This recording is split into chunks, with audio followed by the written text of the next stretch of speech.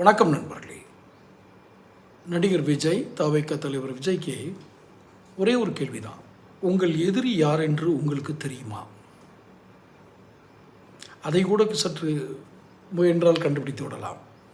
ஆனால் உங்கள் நண்பன் யார் என்று உங்களுக்கு தெரியுமா?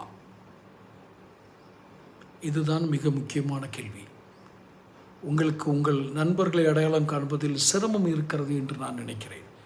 காரணம், உங்கள் தவறுகளை சுட்டி காட்டாமல் உங்களை சுற்றி ஏதோ ஒரு ஒளிவட்டம் வந்துவிட்டது போலவும், நீங்கள் வானத்தில் இருந்து இறங்கிய தேவதூதர் போல மனிதர்கள் இங்கிருக்கும் மக்கள் கொண்டாடுகிறார்கள் எனவும் உங்களை நம்ப வைத்து அதற்கேற்றாற்போர் களத்தையும் சற்று மாற்றி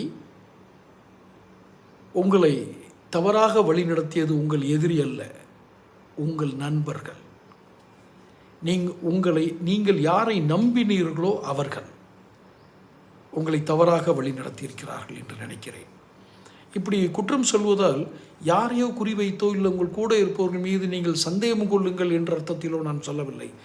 ஆனால் பெரும்பாலும் மனிதர்களுக்கு இருக்கக்கூடிய மிகப்பெரிய சவால் நண்பர்களை அடையாளம் காண்பது. எதிரிகளை அவருக்கு எளிதாக அடையாளம் கண்டு விட முடியும். இவர்களை நோக்கி வசை பாடியிருப்பான் அல்லது ஏதோ ஒரு இடத்தில் தாக்குதல் நடத்தியிருப்பான். இவரால் எதிரியை அடையாளம் கண்டு கொள்ள முடியும் ஒரு மனிதனால்.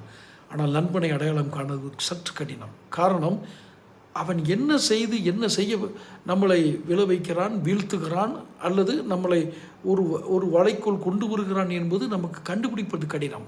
அப்படித்தான் நீங்கள் வீழ்ந்துள்ளீர்கள். உங்கள் நண்பன் யார் உங்களுக்கு தெரியாது. ஆனால் இப்போது நான் சொல்கிறேன், உங்கள் எதிரியாகவும் நண்பராகவும் இருப்பது ஒரே ஆட்கள் தான். நான் உடனே அவர் ஆனந்தோ, ஜான் ஆரோக்கியசாமியோ, ஆதவ் அர்ஜுனாவோ இப்படியெல்லாம் பேரை சொல்லி நான் சொல்ல விரும்பலை. அவங்க உங்களுக்கு நண்பர்களா எதிரிகளானே கூட எனக்கு தெரியலை.